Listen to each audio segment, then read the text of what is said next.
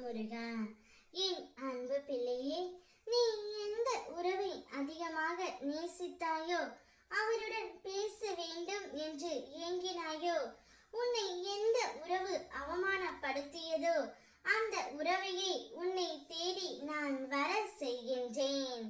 வாழ்க்கையில் ஒவ்வொரு தருணங்களும் உனக்காக என்ன என்பது ஏற்கனவே நிர்ணயிக்கப்பட்டதுதான் பிள்ளையே. அதில் இன்பமும் துன்பமும் என இரு சாயல்கள் உள்ளது. இரண்டுக்கும் ஒரே முகம்தான். இன்பத்தில் சிரிப்பும் துன்பத்தில் கஷ்டமும் தெரிகின்றது. இரண்டையும் சமமாக எடுத்துக்கொள்ளும் பக்குவம் உன்னிடம் வந்தால்தான் வாழ்க்கையில் நீண்ட பயணத்தில் மனம் தளராது பயணிக்க முடியும். ஒரு மரத்தில் பழம் என்பது நேரடியாக வருவது இல்லை பிள்ளையே. முதலில் மொட்டு, பின்பு பூத்து காயாய் காய்த்து பழமாய் பழுக்கின்றது.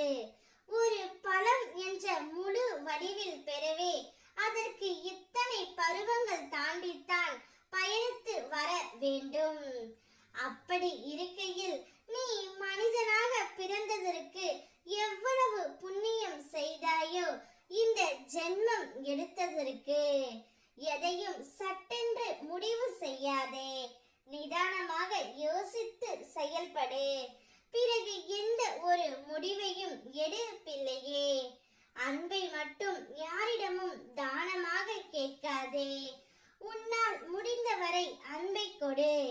அதே அன்பு பிறரும் கொடுக்க வேண்டும் என்று நினைக்காதே. உனக்கான நல்லது மட்டுமே உன் முருகனப்பா நான் செய்வேன். நீ எந்த உறவை தேடி சென்று அவர்கள் என்னிடம் பேச வேண்டும் என்று என்னிடம் மண்டியிட்டு வேண்டிக் கொண்டாயோ, அதே உறவை உன்னிடம் கொண்டு வந்து நான் சேர்க்க போகின்றேன்.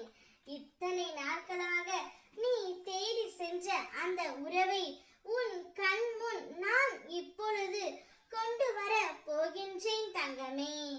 நீ அவர்களுடன் மகிழ்ச்சியாகவும் சந்தோஷமாகவும் வாழத்தான் போகின்றாய். அதை உன் முருகனப்பா பார்த்து சந்தோஷப்பட போகின்றேன். நீ ஜெயமாக எல்லா செல்வ வளமும் பெற்று சீரும் சிறப்புமாய் சுபிக்ஷமான வாழ்க்கையை வாழப் போகின்றாய். உன் அப்பாவாக அம்மாவாக ஒரு நல்ல நண்பனாக உன்னை எப்போதும் அரவணைத்து உன் முருகனப்பா நான் காப்பேன். உன்னை ஒரு நாளும் நான் கைவிட மாட்டேன். உனக்கான நல்லதை மட்டுமே நான் உனக்கு நடத்தி கொண்டே இருப்பேன். நல்லதே நினை, நல்லதே நடக்கும். ஓம் முருகா.